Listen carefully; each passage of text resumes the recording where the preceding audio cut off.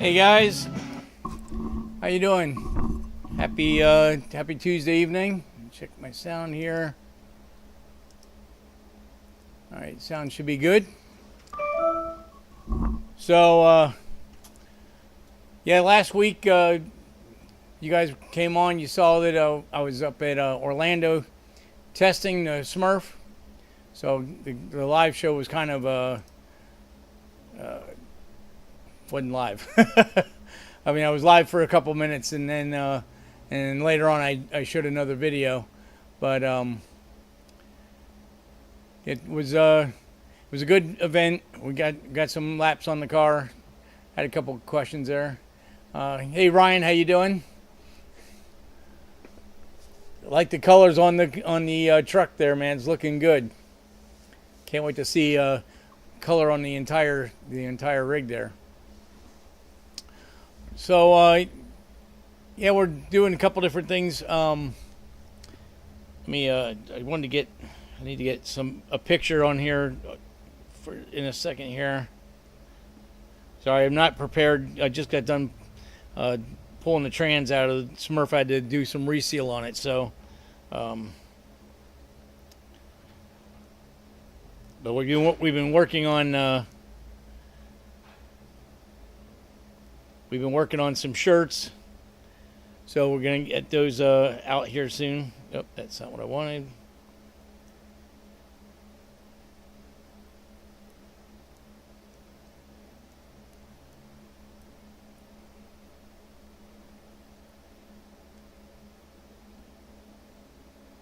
Sorry about that. I'm trying to do too many things at one time.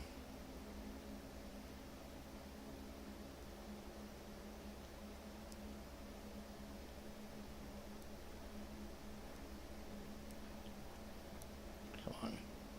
Anyway, yeah. Occasionally it looks like YouTube's having issues again. We're buffering a little bit. Hey Chris, how you doing?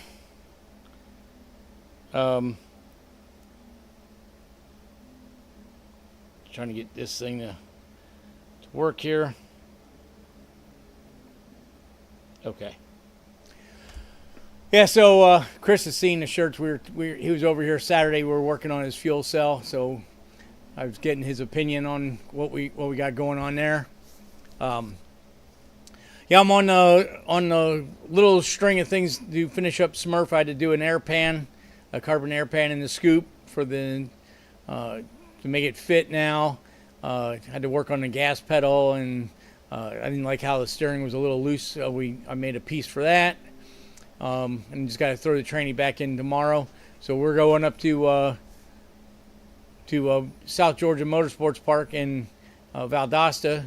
So we're getting ready to do the Mike Hill's year-end finale race we did last year. We're going to go back and do it again. We've got a grudge race on Friday night, and then there's a shootout on Saturday night. Let me knock off a couple things here. For some reason this keep getting errors.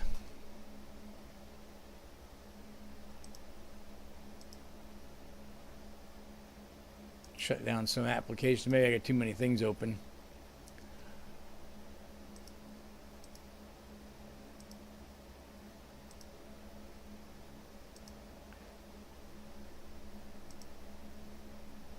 See if that helps out in the buffering situation. Yeah, so I was able to deliver Mike's Trans Am finally. Got that thing all buttoned up. Just had a lot of little loose things, but we were going, I was having, not overheating, it was running warmer than I liked it. Of course, 455 Pontiac that's been punched out. They're notorious for running hot anyway, but I did what I normally say to do and don't always do, but I put a Griffin radiator in it with the SPA fans and fixed, no problem at all. So a couple weeks ago I showed you guys the fan setup that I made for it. Well, with the Champion radiator, it was in there. We still had a little bit of overheating issues, so I went ahead and ordered a Griffin, and that cured it. Yeah, Chris, he liked it a lot. We took it for a ride yesterday, and he couldn't believe how much difference a gear ratio change, some fine tuning on the sniper, and of course the cooling system changed. And I did the Dakota gauges and the Willwood brakes. So obviously the brakes were a huge improvement. But yeah, he was real happy with the car. He was actually said he was pretty pumped to have it back. So he came and got it. Actually, I drove it over to him so he test drove it on Sunday, and I took it over to him last night. And then so he's had it now, and he's working on getting that stuff done. So I don't know what is going on with the buffering, because I see on the screen it's still doing some goofy stuff, but I've got everything shut off here. So and the software, the streaming software, shows that it's doing good. So I don't know if it's a Xfinity issue or YouTube issue. I don't know. But anyway, so we did that. I got the Chevelle, Dave's Chevelle, just about ready to run. I was actually priming the engine on Saturday or Friday, priming the motor on Friday, getting ready to start up, and noticed some oil dripping out of the oil pan. And I knew that when it was at the paint shop, when they had the body off the frame and they pulled the motor and trans out, because I wanted the motor and trans painted a flat blue to match the interior of the car. Now, I guess when it was on the engine stand, they let it down too fast or what have you, but it hit the ground, and it caved in the transmission pan, which was sheet metal, pretty good. Well, we went ahead and replaced that pan a long time ago. Never thought too much about it. There was a little bit of scratches on the Holley oil pan, but when I was priming the engine and obviously filling the engine up crankcase with oil, it started leaking, and lo and behold, there was 2 cracks in the oil pan. And I was beside myself, because with all the wiring hidden on that car and everything that we did to make it all as clean as it is, I figured it was going to probably be a good 15 to 20 hours to get the motor out and back in, and then would it all get back in with the wiring all as nice as I have it the first time and stuff like that. So I thought, I'll give it a try. I went ahead, because the oil pan hasn't actually had oil with temperature in it. So I went ahead and drained the oil out real quick, washed it out with some brake clean, and then washed the outside with brake clean, and kept heating it with a map torch, and then brake clean, heating with the torch, brake clean. I did that about 10, 15 times. I finally got it to where the cracks weren't weeping oil anymore. So I figured at that point I got half a shot at being able to weld it without having too much oil coming through and contaminating the welds. So I showed a manifold repair a long time ago. We did the same thing. It took a deburr wheel, V'd the cracks, went beyond where you can see the crack, a good quarter to half inch, and went in there with the TIG, and lo and behold, it tigged right up, and it's good. I filled it back up with oil and no leaks, so saved avoided a big not needed labor job on that thing. And Dave was totally okay with it being welded up. He didn't, he was not looking forward to seeing me have to pull the motor out of the car either. So he was very happy that we were able to make it work out that way. And the car's going back to the paint shop to get the final cut and buff and some other little things that they didn't finished up. So at that point, he can go ahead and dust that corner of the oil pan and get that all going again. So that was a good progress. Of course, I had to put it to the side so I could get Smurf finished for the year-end finale this weekend up in Valdosta. But when I get back, I'll get that thing back on the rack, and it's literally a day or two away from driving. So I'm real happy about that. It'll be another big project out that we can start getting some other stuff back in the shop. I did some work. I don't think I showed pictures of the T-type that we have in the shop. It's got it's a 4.5 stroker V6 built 200 4R trans, air-to-air intercooler. The car already had Ride Tech suspension, big sway bars and everything on it. So the car's in here. I'm actually doing a 2015 or Gen 5 Camaro Brembo brake conversion on it. So there's a company actually makes all the parts to convert the spindles and the rear end housing over to the 2015 brakes. So I kind of was working on that a bit. I had to machine the rotors because the center line, the center hole and the rotors are small. And of course we had to modify the spindles, and I still need to get to the rear end. You got a G-body rear end's got a real funky wheel cylinder mount and stuff on it, so it's got to be a lot of cutting and drilling and stuff on there. So, but making progress on that too. So we're kind of making a big lap of progress. It's been a wild couple weeks.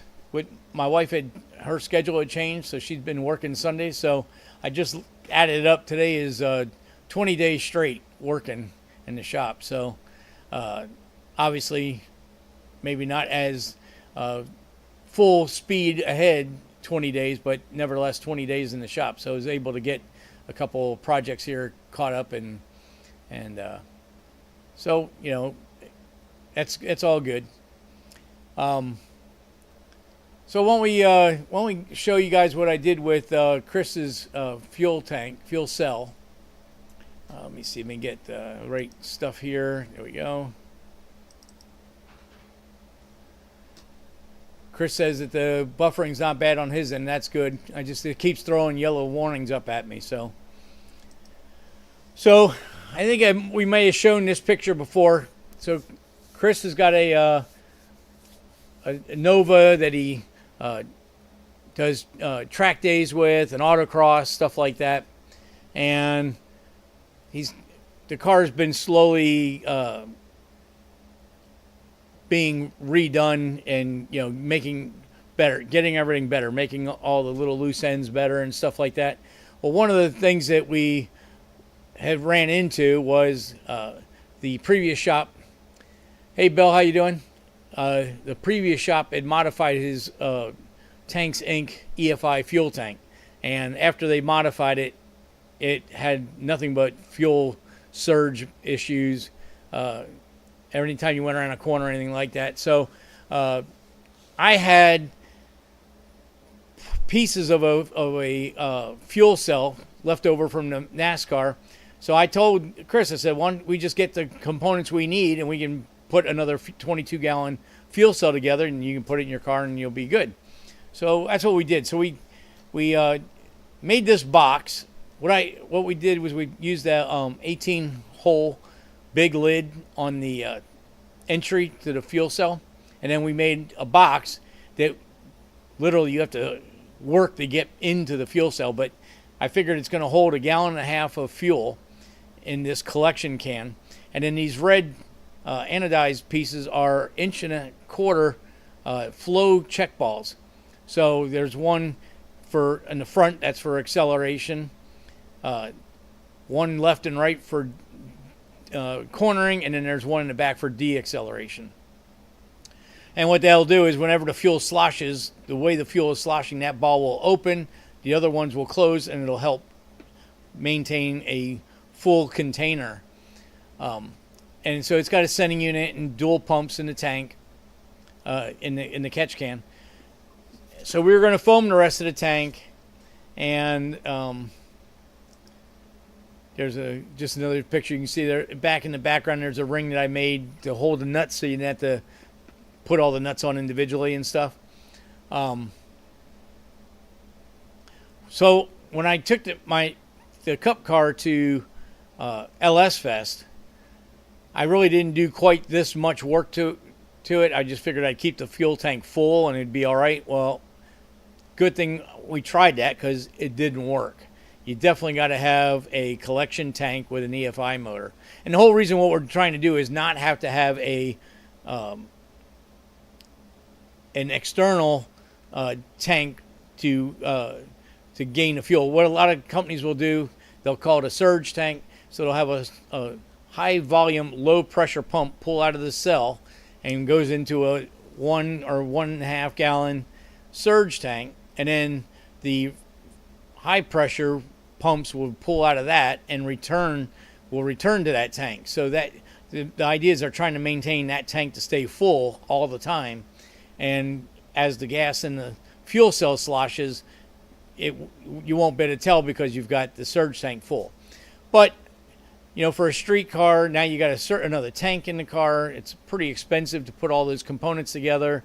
I think Chris looked, and it was going to be like $1,300 from one company to buy a cell, the pumps, the surge tank, and we were talking about it. I'm like, dude, that's crazy. We can build something ourselves.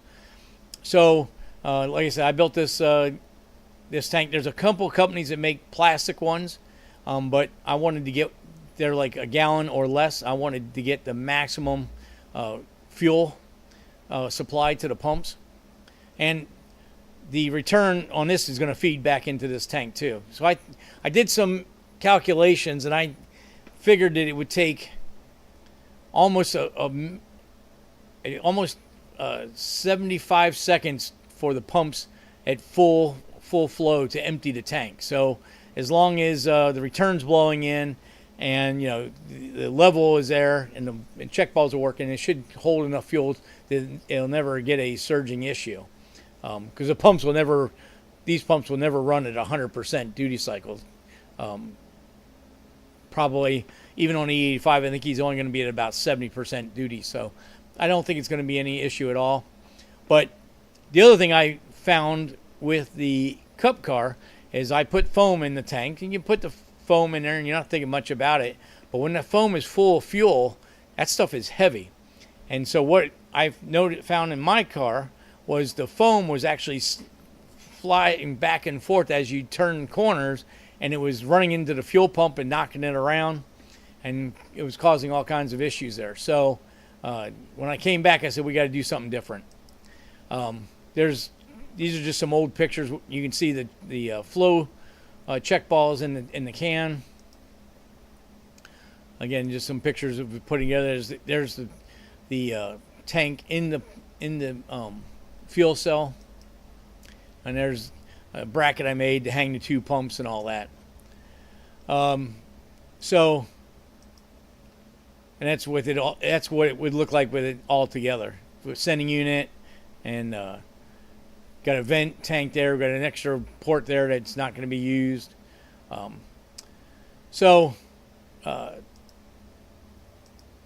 These are all just pictures from back when we were originally building it. All right, where's the ones that? Okay, I don't think I put them on there. Crap.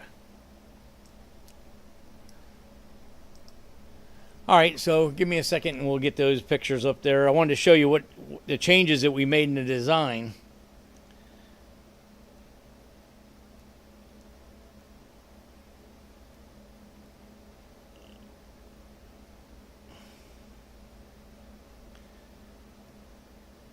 I think it's going to work out really well.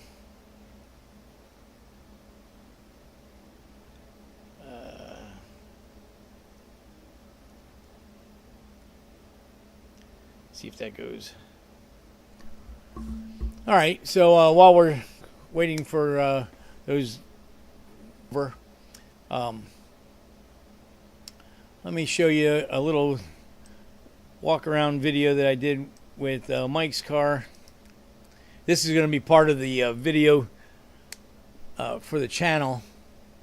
But I'll let this play and I'll get those other pictures downloaded.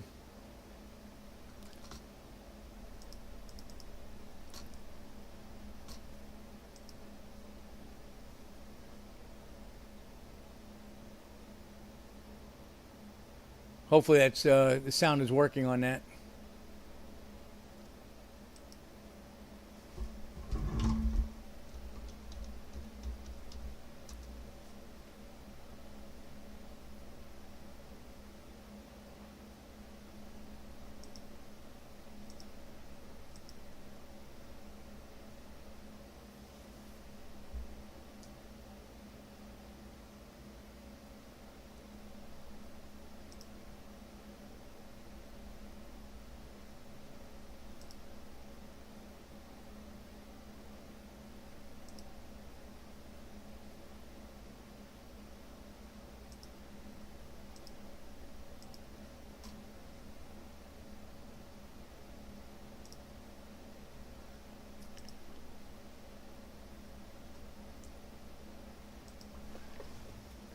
All right, I don't know what I hit something.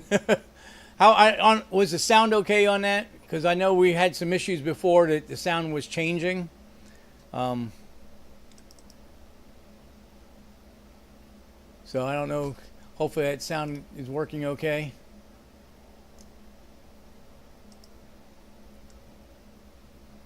Oh, cool! You get the powder coat done. Awesome. So, yeah. So I don't. Oh, so there was no sound on that. All right. I'll have to let me look at that. Okay. Yeah, wasn't very prepared tonight. Unfortunately, sorry about that.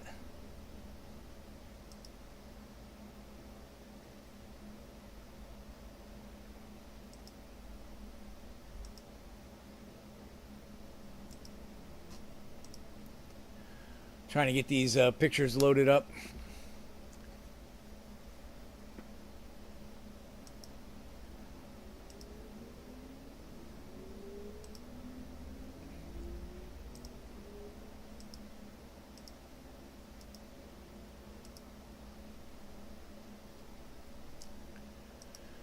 All right, so while we're waiting on that,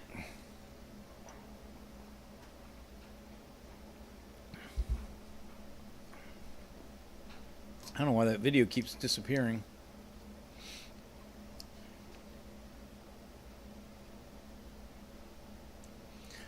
Yeah, so car was running. His car did really well, and see, get the sound on this.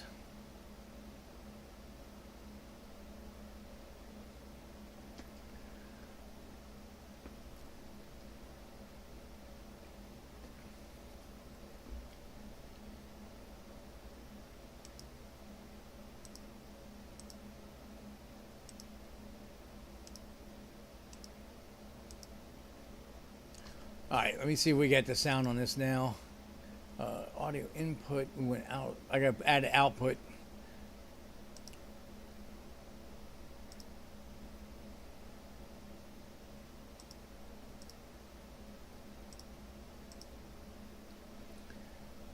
All right, so let's see if it's got sound now.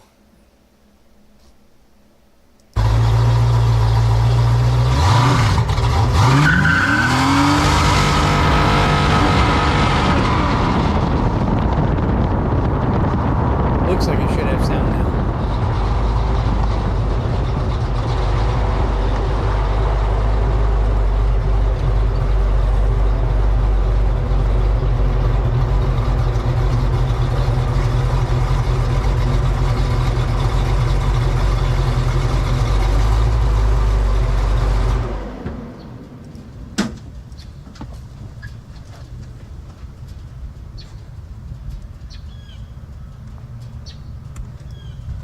Yeah, so this is just raw footage. This is all real, just raw footage I was making, using to add to the to a video for the channel.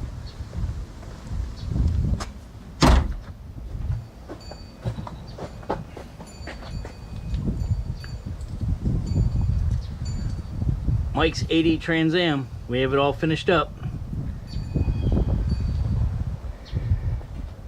This car I did the engine in, 455, did a few years ago. We just did Willwood brakes.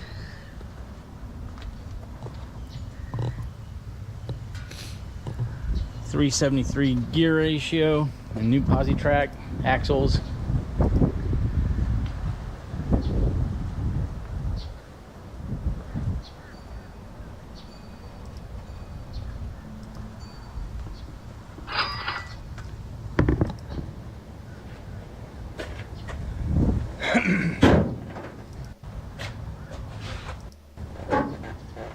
That was.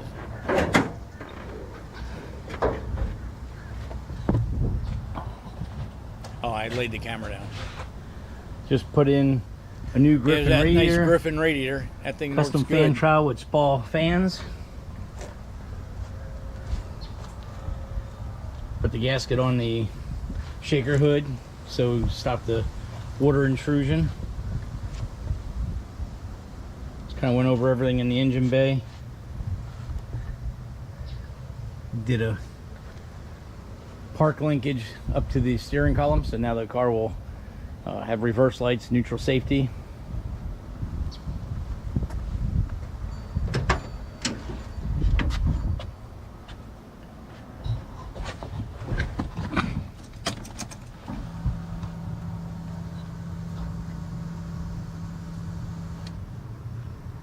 Put in Dakota digital gauges.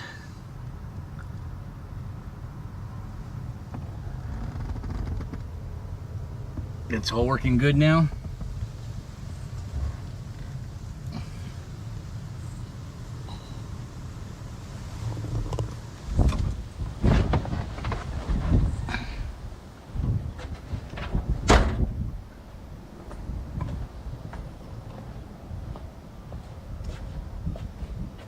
Also put in this Power Master 135 amp alternator. Just a bunch of little fine tuning things on the car, but everything's in good shape now. Got the AC blowing out the vents like it's supposed to. Gonna make Mike a really nice street car now. Now he just has to get a bird on the hood. But there it is. Mike's 80 Trans Am, ready to leave the nest. There it goes, Mike's 80 Trans Am, ready to go back to Mike so he can. Yeah. So anyway, thanks Ryan. Yeah, the TAs are getting hot. I did the motor bay in that car like 3 years ago, but when I had the car last time, it didn't have a front cap on it. Then he brought it back with portions of it, but no interior. So this was the first time I was really able to do driving on it. And actually, since I put the brakes and the Dakota gauges in there, I did my normal deal I like to on a build, and I put about 112 miles on the car. So, you know, that way you really can make sure everything is good on the car. You make sure everything's dialed in. And it worked real good because the cooling system had issues. After I put the spall fans and a better shroud on, it looked like it was okay. But then when I started driving highway and city, it showed that it still had issues. So it worked out. It worked out a lot better driving it all that time. So I was able to get all the issues out of it. So let me see what we got here. I downloaded a bunch of pictures, so let me okay. All right, so back to Chris's fuel cell. So what I had learned from running the cup car was that the foam gets heavy when it's saturated with fuel, and it will knock whatever's in the way out. So the fix that I came up with is that we actually we made hangers come from the top of the cell up here, and they go down to the box. And Chris actually fabbed all this stuff up, me looking over his shoulder. But we were able to bolt this in with these 4 bolts. Now we'll use those as studs for aligning the top plate. But that should fix that problem. That plate is in there solid now. And now you've got 2 additional walls that should help fuel sloshing out of the collection box. So it should be twofold in what it's doing there. Now I just downloaded these, so they're not in any kind of order. There's looking straight down at it. So we've got a 8-inch wall here and an 8-inch wall there. These 2 screws there were just holding the nut plate up because we put a gasket under and a gasket on top. So we just needed something to hold for alignment. But that's going to make it real nice because now we have these 4 studs they're going to keep the alignment when you go to put the plate on. And that's just another picture of the plate.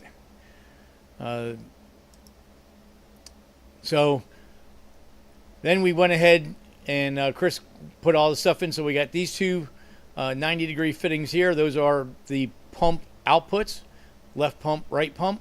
There's our pump return. And then we grounded the pumps to this bolt on holding the fuel cell lid on.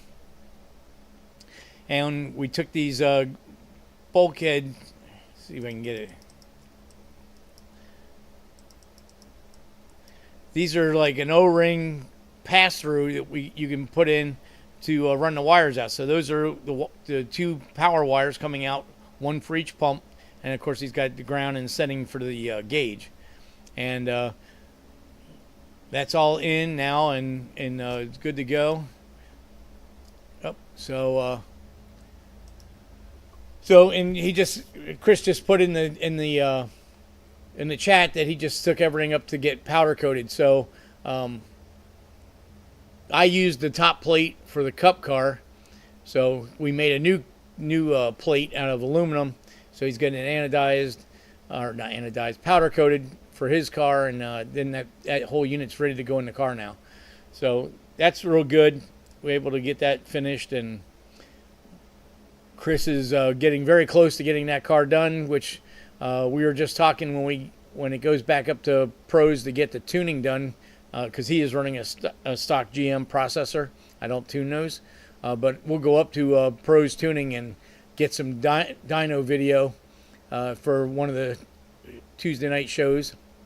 Let everybody check out his ride. The one thing that they're still waiting on is Pros is getting him a Wegner drive kit for a supercharger, because the previous setup that he had on there, the belts were slipping tremendously and wasn't making any boost. It'd make boost real quick, and then it would die. Belt would start slipping from the extra load, and then it would start slipping, and back and forth. So Pros uses Wegner pulley setups, and they work real well for them. So that's what we're doing with that. So that was it for that. So Saturday, I was able to get the Cup car to a local car show. It's the first time the car's been out in the local area, and I was able to get my Goodyears. I think I got those last year. Last week. I think we talked about that last week. I'm not 100% sure, but I ended up buying 16 tires and 4 extra rims. So now I've got 2 sets of rims and two sets mounted and 2 sets that are ready to go. So got plenty of tires for when we start tracking the Cup car. So let me show you the pictures from the show.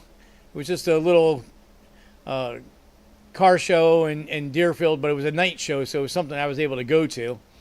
So get the thing. So yeah, so that's the car. The lighting wasn't great at the place, but I brought some LED lights. I put an LED light in the cockpit, and I did one under the hood, so get some pretty good light. And the flash on my phone actually worked pretty good too. But yeah, you can see now it's got the Goodyears on there, so that fills the wheel openings a lot better than the autocross tires I had on it. So that looked real nice. Picture the interior with the light on the inside, but all nice and clean. Everything's working great now.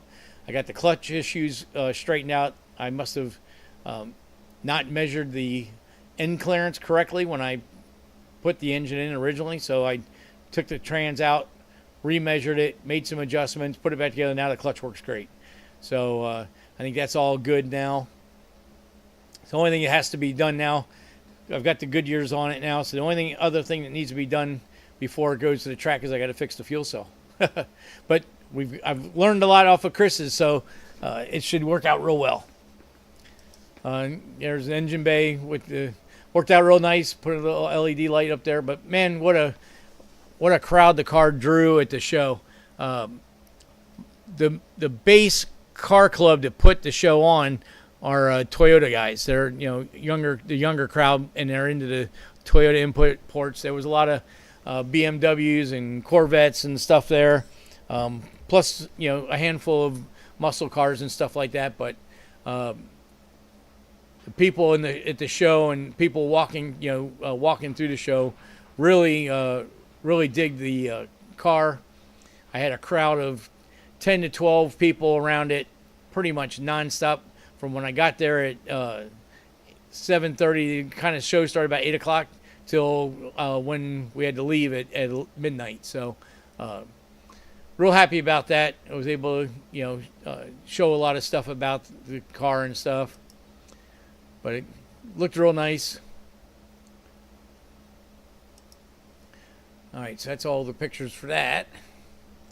So that was just something I did this weekend. I don't get to go to many car shows because typically they're Saturday afternoons or Tuesday nights. The one group does a Tuesday night show every week. Well, obviously I can't do that because I'm here.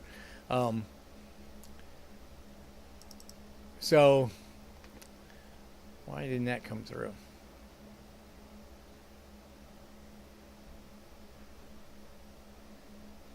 Sorry. Got pictures of the shirts that didn't. There it goes. Okay. So yeah, so that was that. So I've got my local guy now. Switching gears here, guys. So I got my local guy working on the shirts. So the first batch of shirts that he's making are going to be for us, you guys that are on the channel normally. And why did I do that?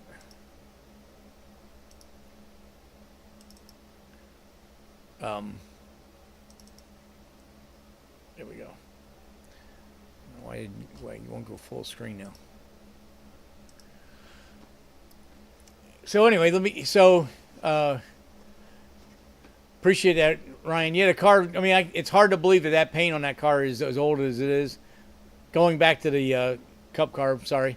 And Comp Cal in Mooresville, North Carolina, they do a ton of graphics for NASCAR teams, and they do almost all of the restoration jobs. So there's a lot of guys on the internet, Facebook. There's a lot of restoration groups on there for NASCARs, and these guys do 90% of them. So I sent him all the numbers and stuff and measurements. So he's going to make new numbers for the car. So that's even going to dress it up better. And I'm going to try to get my detail guy next week here to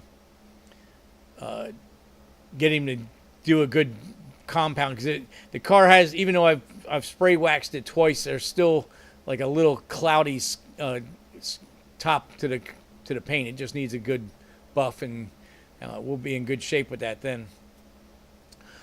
So now back to what I was saying before, is I'm working on shirts. Unfortunately, the pictures are only open in paint, so I can't get them really big here. But so that's, I apologize that we can't see the whole thing, but that's going to be the front of the shirt, little Landis Performance, and on the chest pocket, and well, it's not where the chest pocket would be. They're not.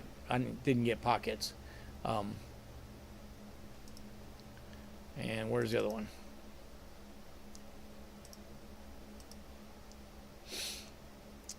And okay, so, and that's going to be the back of the shirt. So I think I actually asked him to make the YouTube logo a bit smaller, make it more uniform. But I think it's going to be real cool. Now, not sure about YouTube's brand information. I don't believe I can sell these, but you guys that are always on the channel, always on the live shows, drop me an email. My email is in the descriptions, and it's on the main page of the on YouTube. and I'm gonna get all you guys that are regulars on the live show. I'm gonna send you guys a shirt. So I need to know shipping address and size. So and then eventually we're gonna start doing.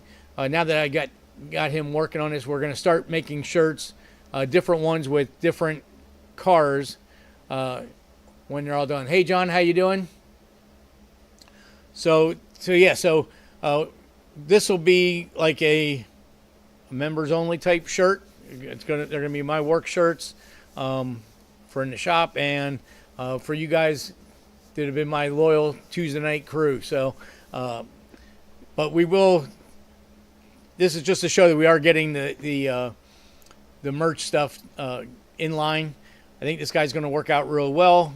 This isn't his full-time gig. He's actually a service writer at a local car dealership, but he does this on the side. So the good thing is he'll do small runs. So we'll be able to have maybe 3 or 4 different color shirts, and he'll be able to, when you order a shirt, he'll be able to print it up in the color and the size you need, and we'll get it shipped out, I would say, realistically, within about a week of when we get the order in. So this will be something we'll be working on in the future. And obviously, we see shirts that are selling or happy. We're gonna hopefully we'll put some inventory on some of the main sizes. But yeah, John, been doing great.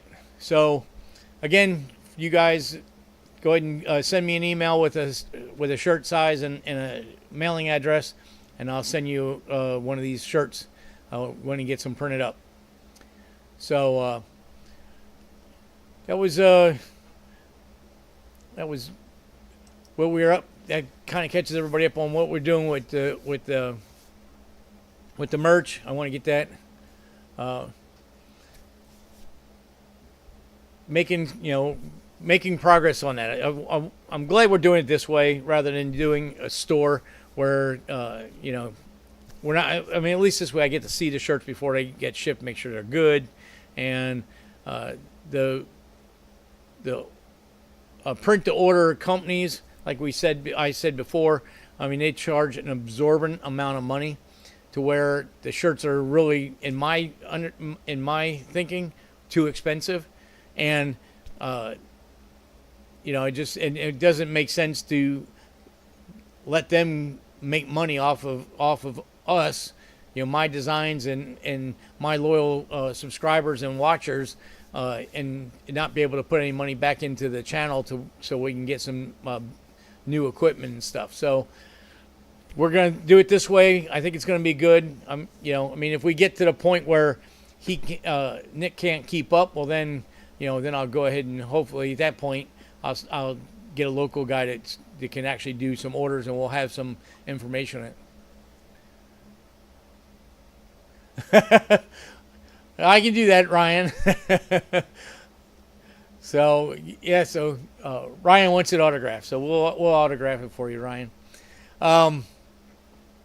Yeah, so Chris was asking about the Vet Hawk. So where I'm at with the Vet Hawk, obviously, like I said before, this is 20 days straight trying to get Mike's car done, get the Chevelle running so that can go back to the body shop, and just get the Smurf taken care of. We had to rewire that car and do a lot of stuff to that, and now just a little cleanup before we go to the race this weekend.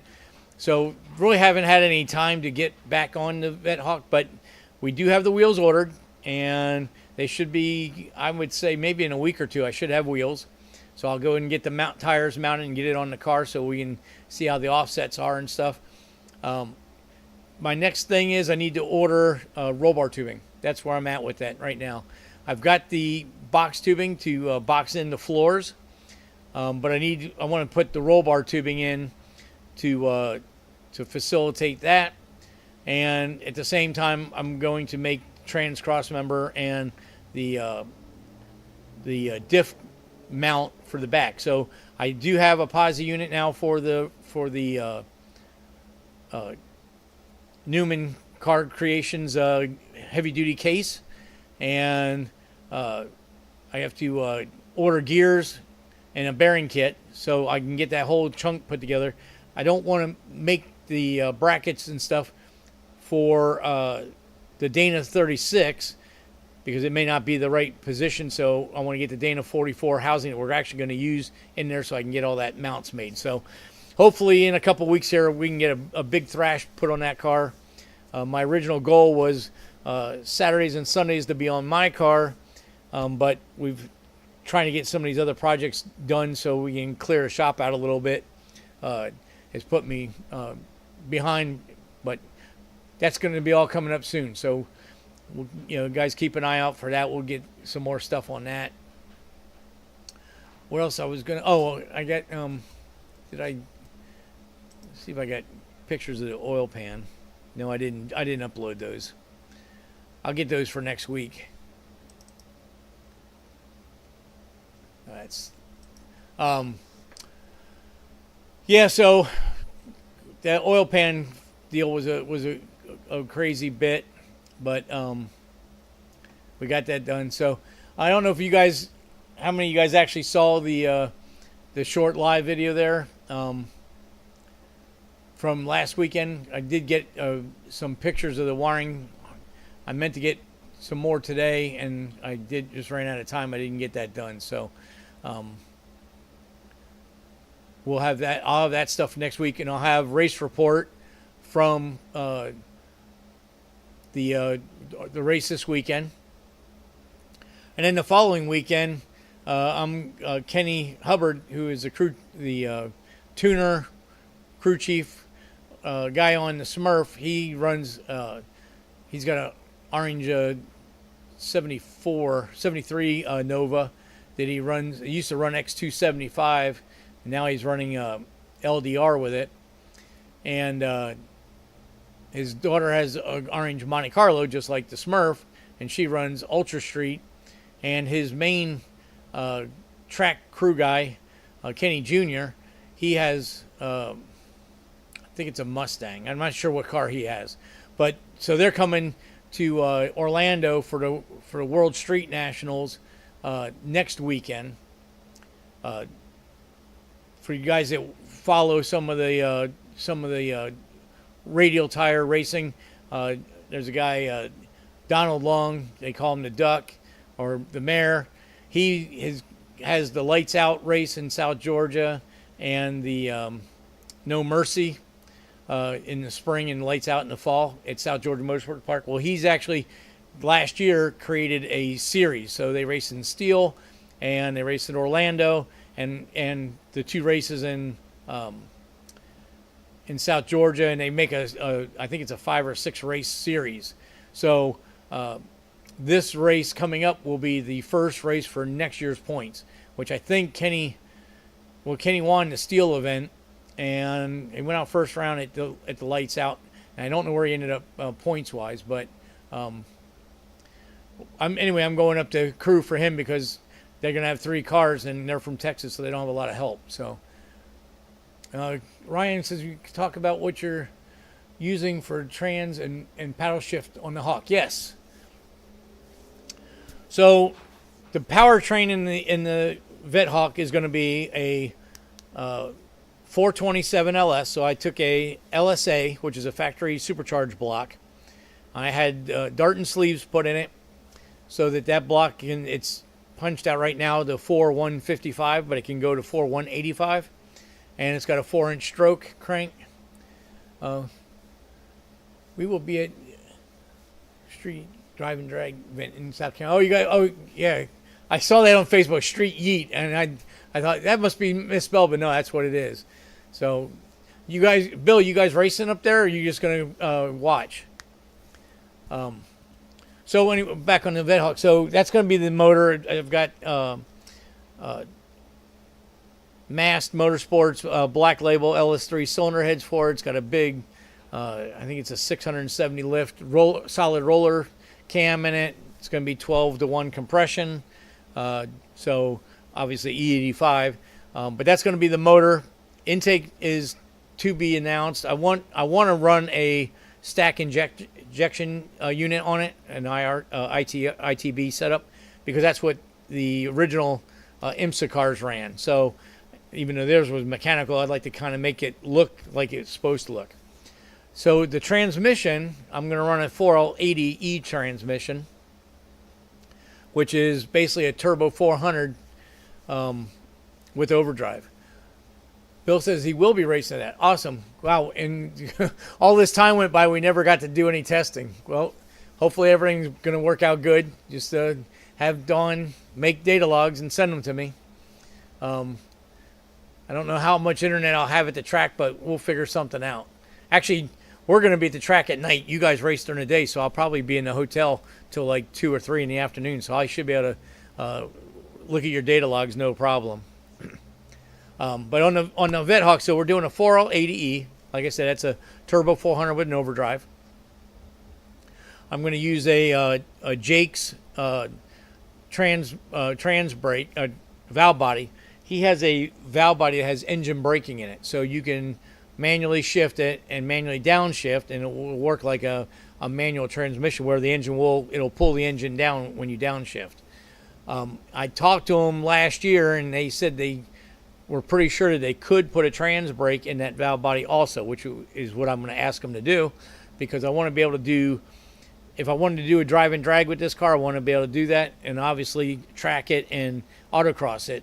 So I want that trans brake in there. And it's funny, there is one guy at LS Fest, he runs a LS swap Nissan truck, like a Pathfinder or something, or whatever their truck is called. It's on an SUV. And he has trans brake on that thing, and he puts it on the 2-step and launches it at the autocross. It's pretty funny. So I'll be able to do that too if it works. We'll see if it's any faster that way. But as far as the paddle shifts, so the cool thing about Holley EFI is I'm going to run a Dominator ECU, but you can do it with a Terminator X Max also, as long as your ECU will control your transmission. The only thing the Holley needs to see as an input to make it paddle shift is it needs a manual on-off switch, and that turns the manual shifting on and off, and then all it needs is a momentary switch to actually activate the shift function. So I did a bunch of searching because I've used the TCI 4L80 trans in the past, and to do a paddle shift on their unit, it takes this pretty custom, elaborate shift module, shifter module. It's like $900. It does give you an LCD readout what gear you're in, but I don't need that. I can tell by what the engine's doing. I didn't want to spend that kind of money. So when I was looking at the Holley software, it only needs a momentary trigger, either power or ground, whatever you want to do. So doing a Google search, I found that you can buy carbon fiber paddles with micro switches that will attach to any of the 5 or 6 bolt car steering wheels to use in a gaming console. So that's all I need for the Holley setup, and you can buy those things. I've seen them for $100. So I'm using that. One thing I'm going to do, instead of having the phone cord hanging off the steering wheel, is I have a SPA quick disconnect that actually has a connector plugged in the middle of it. So when you disconnect it, it unplugs, and when you put the wheel back on it, it reattaches the connection, and then you can run the cord down to the bottom of the column and put your phone cord down there, so you don't have it hanging and getting messed up in the turn signals and all that stuff. But that's how I'm going to do it. You could do push buttons on a post next to the shifter. You could put buttons on your shifters. You could do it a bunch of different ways. I wanted it to be on the wheel. Mine says there a regular drive mode. Yeah, so when you have the manual shift switch disengaged or disabled, then it shifts automatically just like any normal computer controlled transmission. So in the Holley software, I can control the shift up shifts and down shifts by mile per hour to whatever shift point I want, plus a watt shift point. So, I mean, these things, once you figure out your shift points, I mean, they'll shift spot on your shift light every time in regular OD without having to move the shifter. So that is going to be great for driving drags and for driving on the street and stuff like that. But I wanted the paddle shift because, and this is the reason why I'm not putting a manual transmission in the car like I should. Most autocross cars and track cars are manuals. But I have found that there was times when the track was configured where it was in between my gears. And I've tried shifting during an autocross, but typically between corners is just not enough room to do an upshift, then a downshift in the next corner. So I thought, well, why not just do an automatic with a paddle shift? Now I can just pop, pop, pop, and it should be easy peasy, at least in my brain. We'll see how it all works out. But that's why we're doing it. We're doing that. Now, I'm going to put a lot of extra components in this transmission, not because it needs it, but more because I want to make it bulletproof. And one of the things that Sonex makes is there's a big drum with the planetaries right in that on a drag car, if you're at 7,000, 8,000 RPMs and you throw the car in neutral, that drum turns backwards because of the sprags, and it will go, I think they said 5 times the input shaft speed. So if you're DXLing going through the traps at the drag strip at 7,500 RPM and you click the car into neutral and don't have a clean neutral valve body, that planetary, that hub or drum will spin backwards at like 35,000 RPM. The factory one is cast steel. They will explode.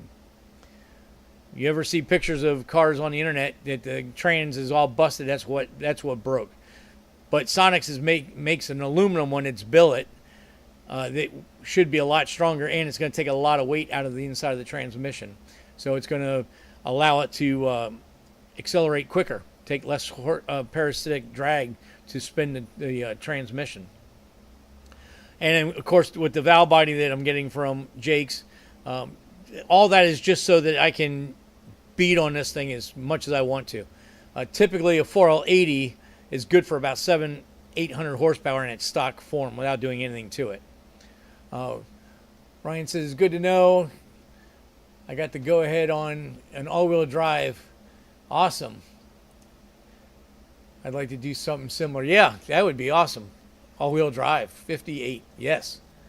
My buddy Scott is... I don't know if we've talked about this on the show before, but he's got the Olnick race car hauler, and he took the little sleeper out of it. It was kind of not so well made, and so he didn't have any tools or anything in the truck. He's not using it as a race truck. He's just using it to haul his show cars. So he's like, I got all this room up here. I need to do something. So he found out that he had enough room to put a Suzuki Samurai up there. And so he wants another car to take to LS Fest because he's already taken his Corvette and his Le Mans. I think they've both been there twice now. So he's got a guy building the chassis right now, and they're trying to do an all-wheel drive chassis for the Suzuki Samurai. So the truck's gonna be lowered, all-wheel drive. Right now they're going to use like an S10 four-wheel drive front hub assembly with the A-arms and all that stuff. A 4L60 with the full-time transfer case out of like a Bravado or a Cyclone Typhoon. And then he originally was going to use a Corvette Dana 44 rear diff, but they're pretty pricey. And the guy that's building the chassis said, why don't we use a Mustang IRS out of a Fox body? Which is smart because, I mean, you can get those things fairly cheap, and the 8.8 is pretty robust in there. So you can, it should match up real well with the front. He can run 373s or or 355s in both housings, so the gear ratios will be good. So that'll be pretty cool to see a Samurai running around the autocross course. But that'll be in the future. Johnson Sonics is some of the best in the business. Yeah, they do make a lot of real good quality parts. I mean, they got a bunch of different gear ratios and stuff for the 4L80. I don't think I need to go into it that deep. I mean, the first part of that is the engine I'm building for that thing. The whole goal with the cam selection and stuff that I got and the port size of the mast heads is that we were trying to make a large flat torque curve from like 2,500 RPMs to 7,500 RPMs. Obviously, it's gonna peak probably around 5,500, 5,000, but I'd like to try to keep it as flat as possible, so that would help with being on track and coming off of a corner. You're not at the right spot. But adding the automatic and the paddle shift is just going to be that much better. And the other caveat is with the Dominator ECU is we have so many inputs and outputs that we can use for different things that I'm going to put ABS on the Vet Hawk because I'm using the 89 Corvette Bosch ABS unit, which is a standalone system. It's not integrated into the PCM, so it's perfect for my application because it's going to be a standalone system. But what I am going to do with the Dominator is I'm going to piggyback the speed sensors to the Dominator, and I've already written a traction control program that will retard ignition timing by the differential of front wheel speed versus rear wheel speed, and I can fine tune that. So I don't want the car to be a dead hook all the time. I think you want the rear wheels to be able to turn maybe, let's say, 10 miles an hour faster than the front tires so that you can get some rear steer out of it by throttle. This will all be stuff we'll be working on once the car is finished. But so, with all those things in, if you downshifting to get the car to peak torque coming out of a real tight corner, and you would say, okay, well, now you're going to have a traction issue. Well, that's what the traction control is going to come into play. And being that it's going to be rate of change, or rate of differential from 0 to, say, 100 miles an hour, I can make it at different points more aggressive or less aggressive as the car needs. So that'll be something we'll be playing around with a lot in the future. But that's the beauty of the Holley system. You can do all that. You have all those controls. I mean, because I want to get better at shock settings and stuff like that, my goal is to eventually have 4-corner shock sensors so I can see shock velocity rates on the data log. So, we can work on valving, and stuff like that. So it'll be an interesting learning tool when I get that car done. Now, the current plan for it is to get the car mechanically running and ready for the LS Fest 2025. It won't be painted. It probably won't have any interior in it. It may even just have the body panels glued on, and that's it. But I thought it would be a good idea to get the car to an event or two and try to test it out and see how all these things are before we go through all the trouble of taking the car back apart to paint it. Plus, I would like to have that car at the LS Fest. If I still have the Cup car next year, I could always take that. But the plan at this point is to finish sorting the Cup car out for a road course car to race it with HSR and SVRA and any of these other sanctioning bodies that run road courses, and they have class for the car.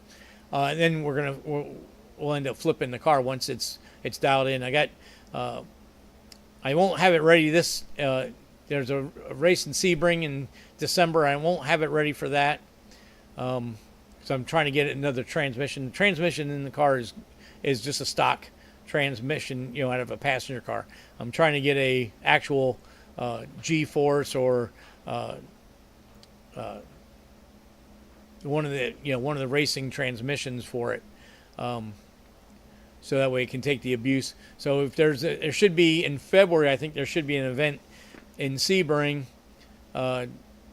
with the HSR. So I've already talked to my buddy Kevin Wheeler. He's got a Porsche and road race shop in Pompano. They actually campaign, not Fiat's.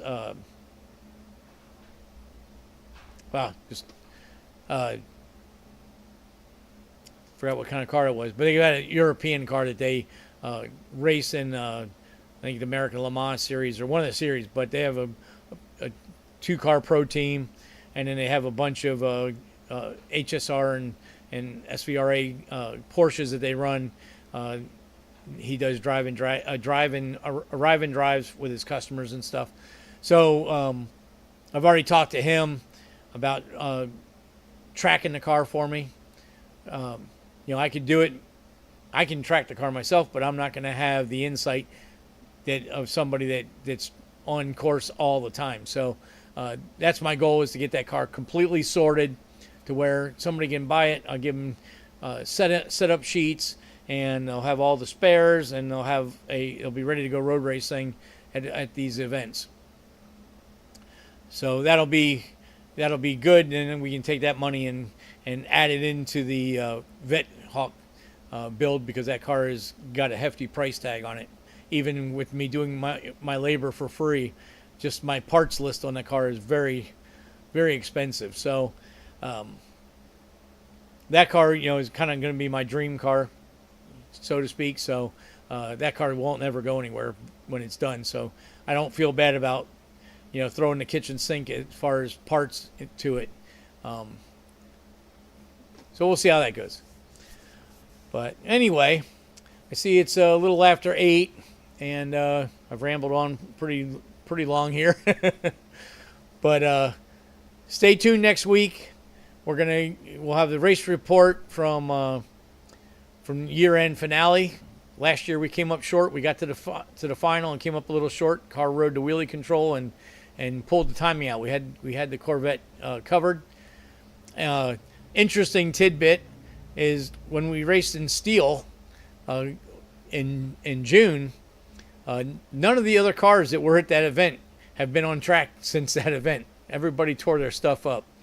There is going to be a 6-car shootout at this event, and I believe Cash will be there, which was one of the trucks that was at the event in steel, but they broke before the event even happened. So I think they're going to be there. Otherwise, the other 4 cars are going to be completely new cars for us to run. So we'll see that. We'll see how that goes. And like I said, I'll get a video on that. So I'll make a video for the channel, but I'll give you guys a race recap and let you know what's going on with that. And I probably won't. Well, I'm going to leave Thursday, so I won't have anything else done in the shop before next show.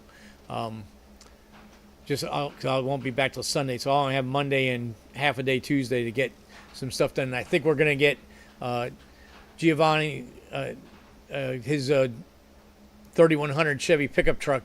We're going to put a crank trigger on that, so I'll get some video on that.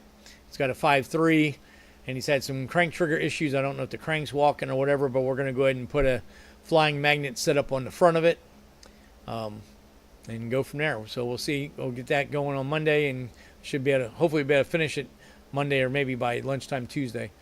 And so until then, I'll see you guys next Tuesday. Remember, hit the like button, subscribe to the channel if you haven't.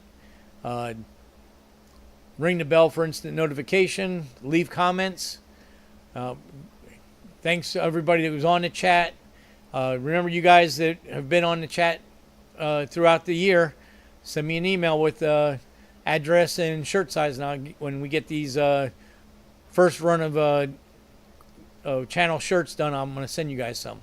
So we'll get that all going. So with that, I think we're gonna end it tonight, and we'll see everybody next week. Everybody have a good, safe Halloween, And I can't believe the next show is going to be it's going to be November already. Where has the time gone? It's crazy. This is episode 67, I think. It's unbelievable. But anyhow, that's all I got for tonight. So thanks again, and I'll see you guys all next Tuesday. See ya.